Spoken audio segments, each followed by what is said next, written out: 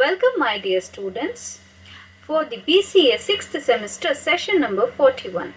In this session, we will deal with the topics like redirection, devnull and devtty, why these are all used, and also we will look into the pipe command, te command, and also how to command substitute the things, and also how to declare the variables in our shell script. So before knowing about all this, in today's session we will have some small recap of previous session. That is, we have already discussed about how the pattern should be matched by using the wildcards in order to list out the files or directories using the ls command. So that is purely in the perspective of shell. So after that we have already seen like what is the escaping character, so that is your backslash, and by using that how we can easily code our command, we can code our commands, and also we have seen what is the beauty of the codes which we are using in our shell scripts. Okay, now moving on to our today's session, that is redirections. So what is this redirection means? Whenever your shell will get some command from the terminal, so automatically it will be redirected to one of the three standard files. So that is what, when the terminal is a generic name where that you represent for your screen or display or the keyboard, where here the shell is associated with the three files with the terminal, as here the terminal will be associated with 2 for the display and 1 for the keyboard. So here, even though our terminal is represented with a specific device name, that is the device folder is there, in that we will have a tty which is called as a terminal command. Don't use usually for read from or write to this file. So they will perform all terminal related activity with the three files that our shell will makes available to every command. Whenever you give your command, so every command will have its own three files where this shell will provide this one in order to perform its action. And these special files are actually a stream of characters which many commands see as input and output. Okay, so a stream is simply means what? It is nothing but a sequence of bytes which is coming. So when the user logs into the shell, he will makes available, the shell will makes available the three files representing three streams. Each stream is associated with a default device, and generically speaking this device is the terminal. Okay, so you can see the three files, that is the standard input, the file representing the input which is connected to the keyboard. When you come on to the standard output, the file stream or representing to the output which is connected to the display or terminal, or you can even say screen. So standard error, so the file or the stream which representing the error messages that emanate from the command or shell. So whenever you give a command which is not available, or if you want to search for a file which is not created, means on that time your shell will gives you a error message. So on that time the standard error, the file representing the error message will takes care, and that will be given out, and this error message will be displayed on your terminal. So that's why it is connected to the display. Okay, so every command that uses these streams will always find these files options and available. So always the files are closed when the command completes its execution. So whenever the command is opened or command is triggered, on that time all the three files will be open for its service, and as soon as it commands completes and it stops its execution, then it will shows like every files will be closed. Even though this shell associate each of these files with the default physical device, this association actually is not a permanent. Why? Because whenever it starts, so it will start, the command is interpreted, then only it will start, and when it is closed, then all the files will be closed. So it is just a temporary connection which has been given out. The shell can easily unhook the stream from its default devices, and it can connect to a disk file or the command the moment it sees some special characters in the command line. So you are a user who has to instruct this shell to do that by using the symbols like greater than or lesser than in the command line. So you have to give the command. So when we come on to the standard input, we have used the cat and wc commands to read the disk files. Yes, here you can see the commands, which is additional method of taking the inputs. So when they are used without arguments, so if you are giving it a wc command or cat command without any arguments, what it will do, they will read the file representing from the standard input. So this file is indeed very special, and it can represent the three input sources. So from the three input sources, it can take the input. So first one will be by default, it is from your keyboard, and the second one will be you are by using a meta character, that is lesser than symbol, and also the another program using by pipe. So this is the three input sources where you can get it. So when you use this without an argument and have no special symbols like the lesser than and pipe in the command line, then what it will do, after entering wc command, it will keep on waiting, so that whenever you have not mentioned anything, it will provide its input from the keyboard and mark the end of the input by giving the Control D to it. Okay, so in our instance, you can just check out, this is wc command where you have not given any file arguments over there. So what it will do, it is just waiting for the input which has to be given by the user through the keyboard. So after it receives the input from the keyboard, so it starts to type the things like standard input can be redirected, it can come from a file or a pipeline. So it can also come from a file or a pipeline, but here it is not in that scenario. So it is just by directly it is coming from the keyboard. So here after typing everything, if you want to stop the command means, then you can go for a Control D. So that will make an end of your input. So after ending, automatically it displays the output saying that this one which will contains 3 lines, 14 words, 71 characters. Okay, so you can see here we can put it onto one file also by using the lesser than symbol. So you are redirecting in order to input all the output of this to your file, so that you can see wc less than your sample.txt, where this special character, this special meta character will understand and it will create a file. Okay, here you can see 3, 14, 71, which were these file containing the above 3 lines. Okay, so if at all if you want to display whether this sample.txt have the contents or not, on that time you can use cat command to display the contents present in your sample.txt.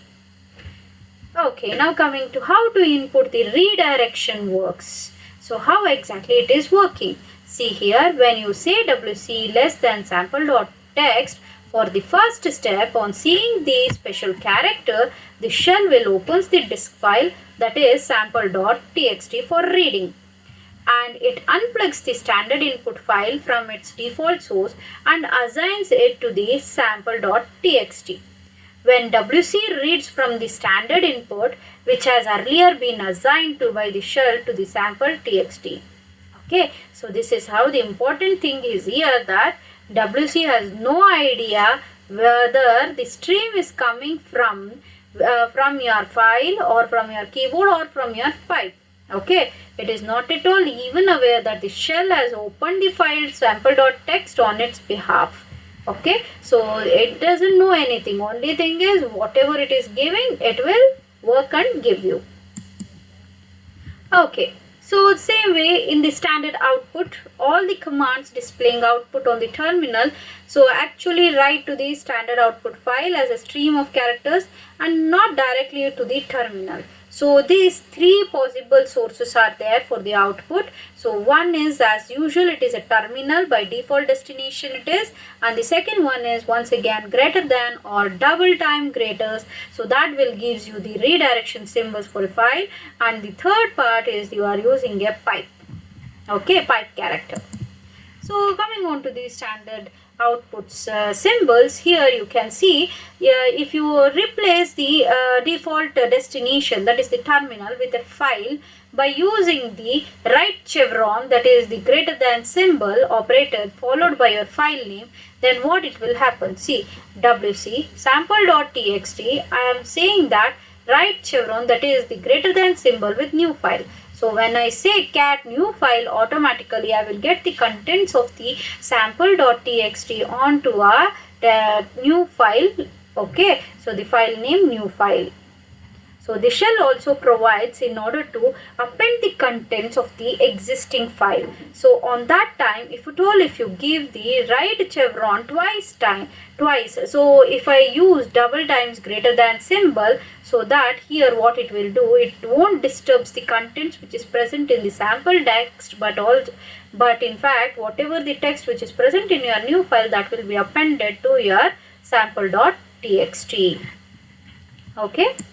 So how this works? So it works like very simple. On seeing the right chevron, that is the greater than symbol, the shell opens with the disk file or a new file for writing. So here the disk file is sample.txt and the new file. So it unplugs the standard output file from its file destination and it will assign it to a new file. Why? Because the writing operation will be done on your new file. So WC, it is not the shell opens the file sample.txt for reading, and also WC will write the standard output which has earlier been reassigned by the shell to write new file. Okay, so these are all the actions which will be performing inside. So the third file, that is our standard error. So each of the three standard files is represented by a number called a file descriptor. So each files will have its own file identifiers, that is your file descriptors. So a file is opened by referring to its path name, but subsequent read and write operations identify the file by its file descriptors. So the kernel maintains a table descriptors of every process running in the system. So how many process it is running, so for each process your kernel will maintain a table descriptor so that it can allocate in a proper way than its name. It is easy to identify by a file descriptors. So here the first three slots are generally allocated the three standard streams in this manner: 0 for standard input, 1 for standard output, 2 for standard error. You can see in this table where standard input C identifier is stdin and file descriptor is 0 and default is to with the keyboard. So here standard output which will take with this stdout and 1 for the display. Standard error stderr error is identified and the 2 file descriptor is 2 and it is used with the display board. So standard error. So here these descriptors are implicitly prefixed with the redirection symbols. For example, if it is greater than or 1 greater than, the same thing to the shell. It is more or less like even though if you give like this, it is the same thing for your shell. Same way, while you give the less than or 0 less than also are identical. So if your program opens a file, in all probability and the file will be allocated the descriptor 3. So if you are opening a file in every condition, in every chances, then automatically it will allocate to the descriptor 3. Okay, so when you enter an incorrect command or if you are trying to open a non-existent file, then certain diagnostic messages will show up on the screen. So this is nothing but is your standard error stream whose default destination is the terminal. Okay, so with an example, let me explain you over here. See here, we have given cat foo. Okay, so where foo, it should be there. Why? Because you have called this command in order to display it. If you have given the right chevron means it would be like for creation. But here you have given for the displaying of this file. So first and foremost, before you display a file, you should know whether the file has been created or not. But here unknowingly you have just typed cat foo. So for a non-existent file where it produces an error stream. So automatically it will activate your standard error string and it will display the error message on the screen saying that cat cannot open foo. Okay, so this is how the error will be shown out. So till now we just find out what are the three types of files where standard files are used, and now we will move on to the dev null, which is a very special file which is called as a null device in Unix system. So this is one used for the null device. It is called the null device. Okay, so it is also called as the bit bucket, or even it is called as black hole, because it immediately discards whatever you write on it, and it will always returns the end of file, that is 0. So that is the file size will be always 0. Even though you write many things, automatically it will just wave off all the written contents, and then it will gives you the size 0. You have a special file that simply accepts any string without growing in the size of the file. That is your dev null. So it is mounted on the device directory. That's why it is called dev and null. So here I just want to compare the two files. See here cmp where foo1 foo2. Okay, where I am just comparing with your dev null. So here if I say cat dev null, then automatically it will display size is always 0. It will help you to do all the functionalities, but it won't retains the things which has been written. As soon as the command is exited or execution is over, then that whatever the content which is written in your null device, that will be written off. Okay. So the next one is your dev tty. So what is this? This is the another special file in the Unix system where it is used to indicate one's terminal and used for controlling the terminal for the current process. So whatever the terminal which you are using it in order to type the commands, those terminals will be controlled by your this tty. Okay, so the file tty will helps you to use your terminal. So this is not the file that represents standard output or standard error. In fact, the commands are generally don't write to this file, but you will need to redirect some statements in shell scripts to this file. So once again, whatever the command which you are writing, that is not entered into this file.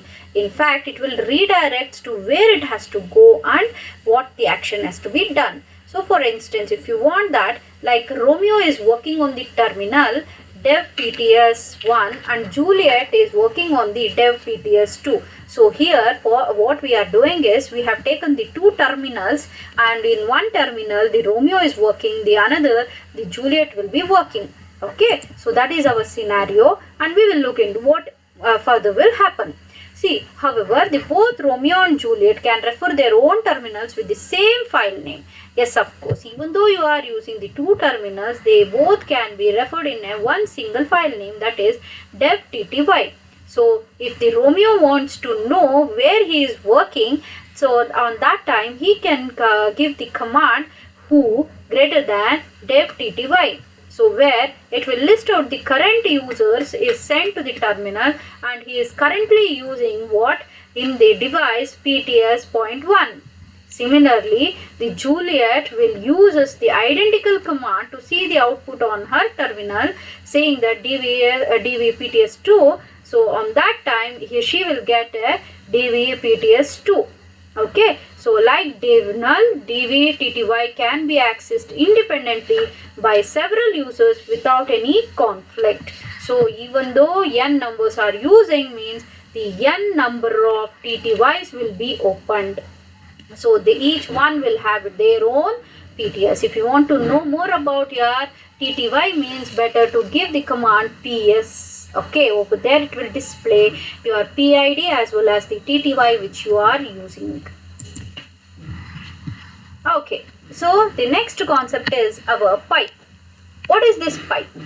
A pipe is nothing but it is also a form of redirection that is used in Unix operating system to send the output of one command, or the program or the process, whatever it is running, to another command for the further processing. Okay, so if at all, if the two commands should be combined means we have to use a pipe character. Okay, so this pipe is used to combine two or more commands, and this the output of one command acts as an input to the another command, and this command's output may act as an input to the next command, and so on. So we have already seen in our previous sessions where we have used multiple pipes in one single statements, isn't it? Yes, then we will move on to this. Pipes are unidirectional, that is data flows from your left to right. It can't go from right to left. That you have to keep it in mind. So whenever you have given the commands like this, see, command 1 piped with command 2, piped with command 3, and so on with the command n. This is our syntax. So let me see with one example. Use the sort and unique command to sort a file and print the unique values. So first and foremost, let me go with an example like cat result.text. Okay, so here cat result.text. If you look into result.text is my file, I am displaying the data which is present in the result.txt. Okay, so here you can see my like the data are repeated over here. Rajat Duya, Rishabh Gupta, Aman Singh, Naman Gar, like that, isn't it? So I don't want these repetitive lines to be shown. So on that time what I can do is, so I can go for a command which is called sort, where I will be sorting according to the alphabetical order, and also I want a unique lines, means I don't want any repetitive lines. If I want to delete those duplication lines means I can go for a unique command. This command we have already discussed in our previous session. So we will move on to this showing the output. So you can see sort result.txt. So here it has been sorted according to the alphabets. And also it is after sorting it, what it will do, after sorting it will gives the output to a command as an input to the unique command. Okay, the output of the sort command will be given as an input to the unique command in order to perform its action. So unique, so here what it will do, the repetitive lines are all deleted. Okay. Next type of command which we want to tell is TEE command. So what is this TEE command? It's nothing but is the command which reads the standard input and writes it both on the standard output as well as on a file.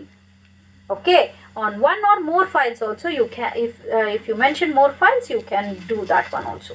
The named like T command which has been named after like T splitter used in plumbing.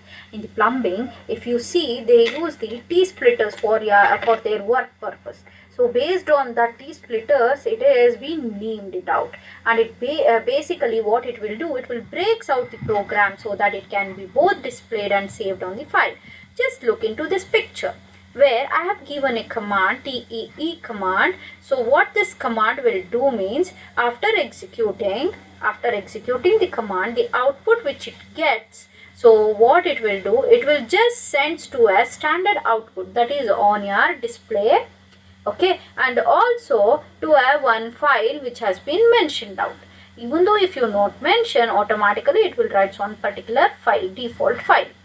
It does both the tasks simultaneously. That you have to remember. Both the tasks will be done simultaneously and copies the result into the specified variable or the variables, and also the display the result. So syntax of this TEE command is option file. The following command sequence uses TEE to display the output of who and also saves this output in a file user.txt. Just check it out, who, where it will take the standard input. So here it will redirections from your input. So who command, and it is piped to a TEE command, and it has been given with a user.txt. This is the file name where it has to store the output. So who means these three persons are working. Okay, and if you piped it to the user.text means user.txt will holds this one. Come on, let's see in this example. Cat file1.txt we have given. So here you have given geek for geeks. So there are 3 lines over here. So what we will use? We will use a word count for this. Word count minus C means what? So this word count will gives you lines, words and characters, isn't it? So minus C means it is talking about the characters which is present in this file. So it will take the file.txt and it is piped with te command, and they have given the file name as file2.txt. So what is this file1.txt is containing 15. Now you just display cat file2.text. The output of the first command is being written on your file2.txt. Okay, so this is how it will be executed. So coming on to the command substitution.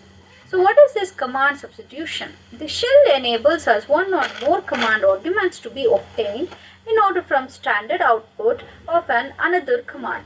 This feature is called a command substitution. When you are using the expression date as an argument to echo, you can see like echo the date today is date.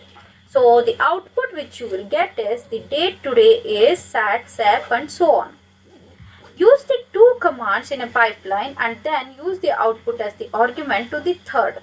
So if at all if you are using like that, so you can see echo, there are, see here, we are just passing the substitution. Instead of writing the values, I am giving the substitution of it, where ls pipe with wc minus l.